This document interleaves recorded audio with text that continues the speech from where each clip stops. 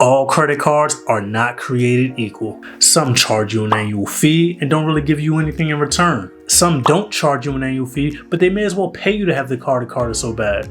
And then there's the Chase Sapphire Reserve. I mean, what can I say about the Chase Sapphire Reserve that hasn't already been said about James Madison? You know, James Madison. He signed a peace treaty that ended the War of 1812 against Great Britain. We've had over 200 years of peace with him since then. See, everyone wants to talk about Abraham Lincoln, but no one wants to talk about James Madison. Anyways, back to the Chase Sapphire Reserve. In this video, I'm going to guide you through all the benefits of the Chase Sapphire Reserve. So I personally have the car. I actually have two Chase Sapphire Reserve. If you stay long enough through the video, you'll see how I got two Chase Sapphire Reserves and why I have two Chase Sapphire Reserves. I have two for very good reason. I'm going to say Chase Sapphire Reserve so many times in this video, so just get ready for that. And for a select few of you, I'm going to show you how to get your annual fee on this Chase Sapphire Reserve waived. Those who watch through till the end of the video will receive a Chase Sapphire Reserve application walkthrough. This is so we can ensure that you will be approved for the card. There's a link in the description that you can follow along with once we get to that point. Also, this video is sponsored by the like button. Thank you in advance for smashing that. Trust me, I'm good for it. Believe me. Your like helps me get this video to more people so we can help more people get approved for the Chase Sapphire Reserve because I think it's such a great card. So if you're within the first 1,000 people to see this video, that is why your like is so important. And if you're outside of the first 1,000 people to see this video, the first 1,000 people did their jobs, but you're not off the hook either. Like the video.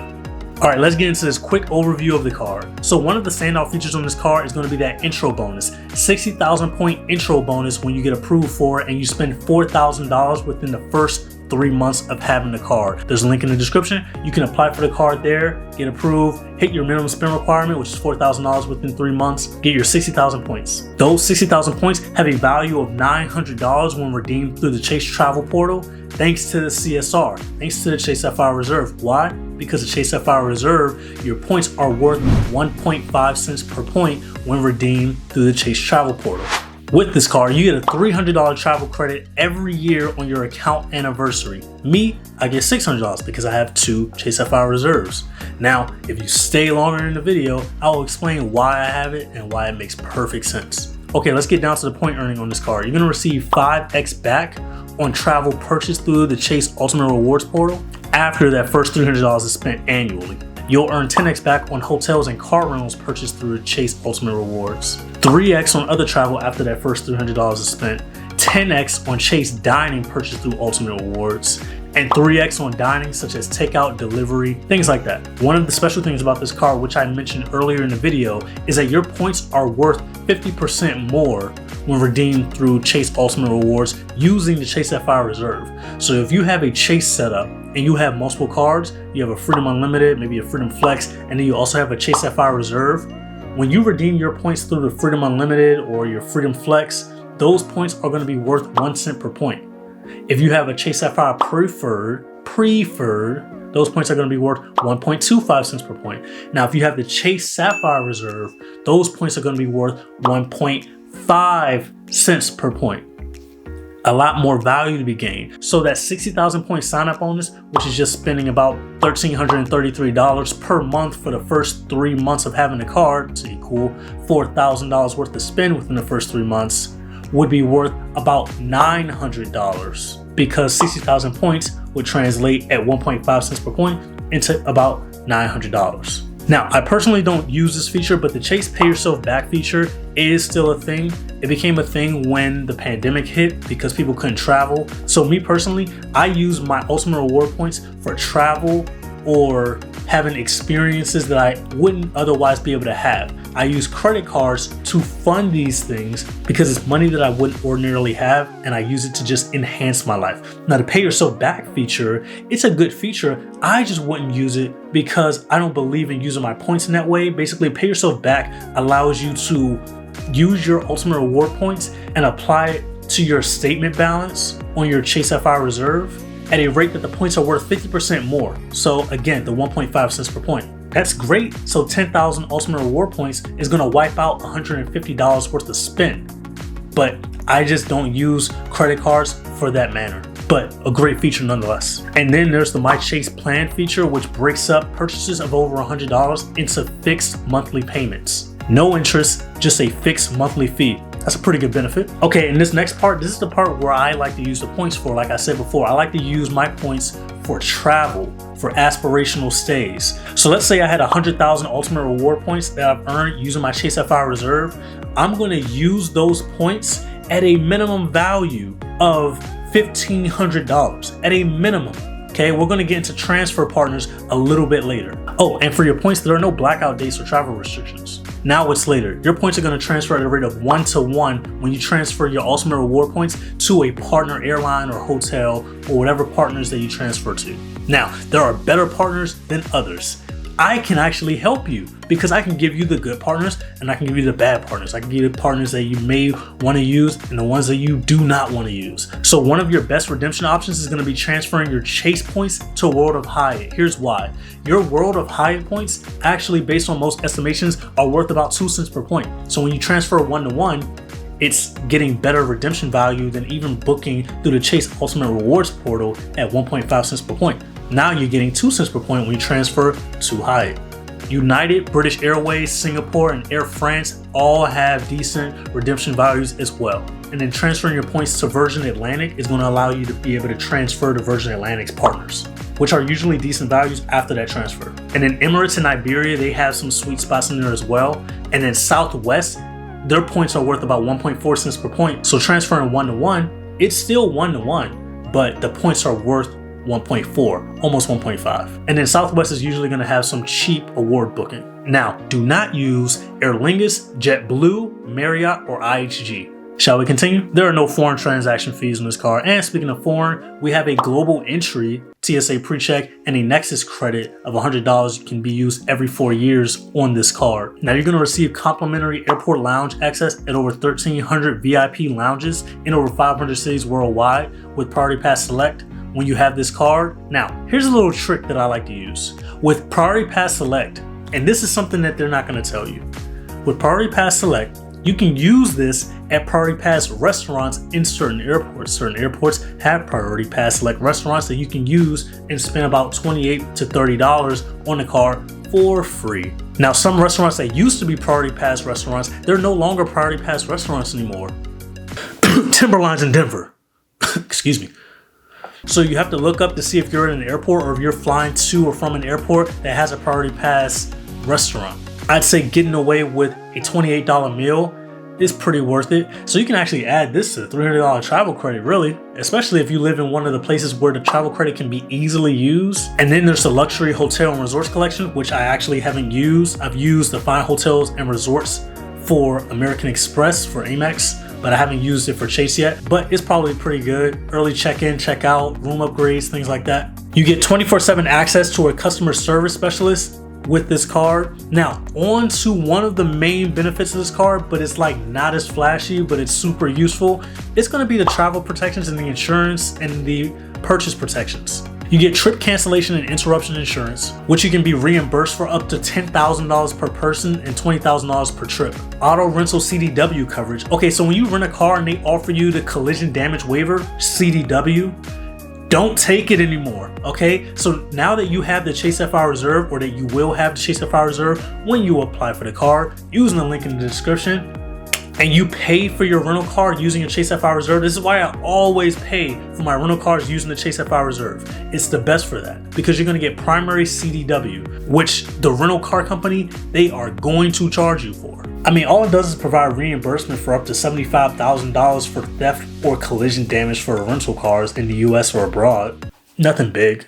That's huge. And you get lost luggage reimbursement, which are covered for up to $3,000 per passenger. And then there's trip delay reimbursement, which covers you if your trip is delayed for more than 6 hours, or if there's an overnight stay that's part of your delay. You and your family will be covered for unreimbursed expenses up to $500 per ticket. And then in situations where there's an emergency evacuation, and let's say you or one of your family members gets sick, they will cover up to $100,000 worth of expenses. And then you get purchase protection for up to 120 days. You also get return protections for up to 90 days for items that the store won't take back. Eligible items, of course. You also get extended warranty on this car for an extra year for warranties of 3 years or less. From now until March 31st of 2025, you'll earn 10x back on Lyft rides. And then there's a new Gopuff $10 a month statement credit. One of the benefits that I really enjoy is the complimentary Dash Pass subscription that you get when you get this card. So Dash Pass eliminates your delivery fees. Every time you order something on DoorDash, you'll usually get a delivery fee that's about $5 or more. So if you make multiple DoorDash purchases in a month, this card is easily worth it for you. And then you also get $5 in DoorDash credits per month. So when you apply for the card using the link in the description and you get approved on the same day, you'll be able to add it to your digital wallet, which you'll be able to use on the same day. Okay, you got all the benefits. Let's jump into this application. Okay, so here we are at the application screen for the Chase Sapphire Reserve. Hopefully you click the link in the description to go to this application screen. Let me give you a few pointers before you make this application. This is why I wanted to give you the walkthrough, because everyone can't get approved for this card. This is one of the best cards in the market. You're gonna need a credit score of over 700 for this card. Preferably, I would say over 720. I'm not sure which credit bureau Chase is gonna pull from for your particular credit report because it's gonna be state dependent. But make sure that all of your credit scores are over that 720 mark. That's gonna give you the best odds of being approved for this card. Now, you're also going to want to be aware of the Chase 524 rule, which just means if you've applied and gotten approved for over 5 cars within the past 24 months, you can't be approved for this Chase product. Does that apply to business cards? Yes and no. There are some tricky things that you get into, but for the purposes of this video, just consider it all cards are going to apply. Now, if you've gotten approved for 4 cards in the past 24 months and you think that this is going to be the 5th card and that's going to be it for you, no. You're going to be allowed to be approved for this card. It's just if you are at 5 or at 6, you're definitely not going to be approved for this card. You're going to have to wait until you go below 524 to be approved for this card. So like I said, you have to have a really good credit score and you have to be below the 524 rule. Also, if you've applied for 2 Chase cards this month, you're not going to be able to get approved for this card because they have a 2 in 30 rule, which means you can only be approved for a maximum of 2 cards within a 30-day period for Chase. Okay, so now that we've gotten that out of the way, we do your name. What is your name? Bob. I don't like to use middle names on credit cards. And then Carter. So first name, last name. Let's get your date of birth in here. What's today? Today's date is 09/6. I think it's the 6th. 09/6, 2022. Or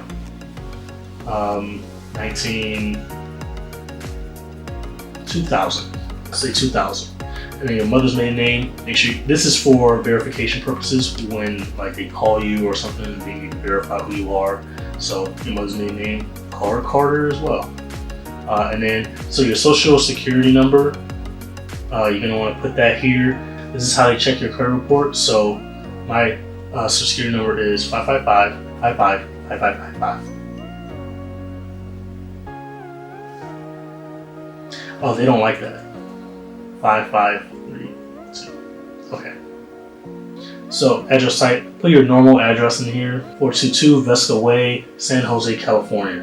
And then you're gonna put your email in there and then put your phone number in there. My phone number is 555-555-5555. Okay, and so then once you check this box, this lets them check your credit report. And so for type of residence, either rent or own or other, this doesn't really matter, but they might ask you if you own for your mortgage, or if you rent, they might want to know, like right now, they want to know how much you pay. So if you own, they don't ask for that. If you rent, they do. So that plays a factor. So I would put own in here, and then I would put employed, and then your total gross annual income. So this is really important.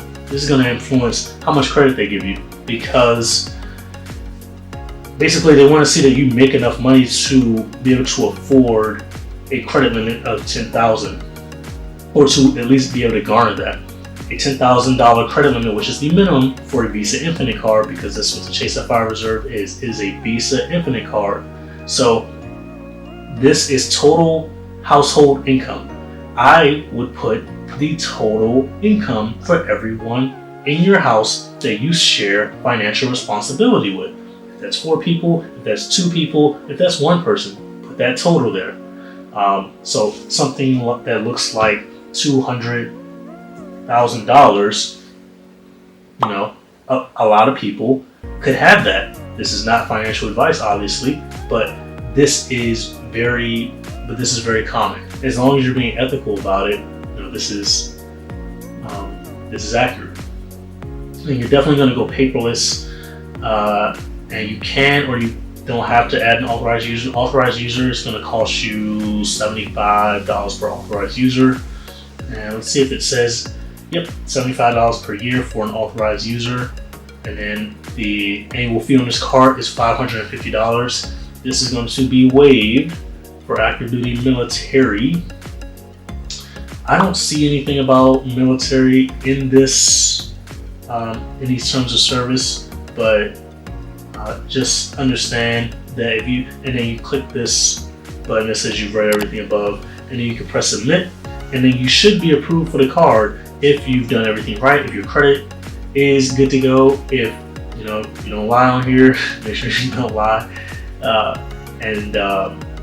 yeah, if you are within the rules, you should be easily approved for this card.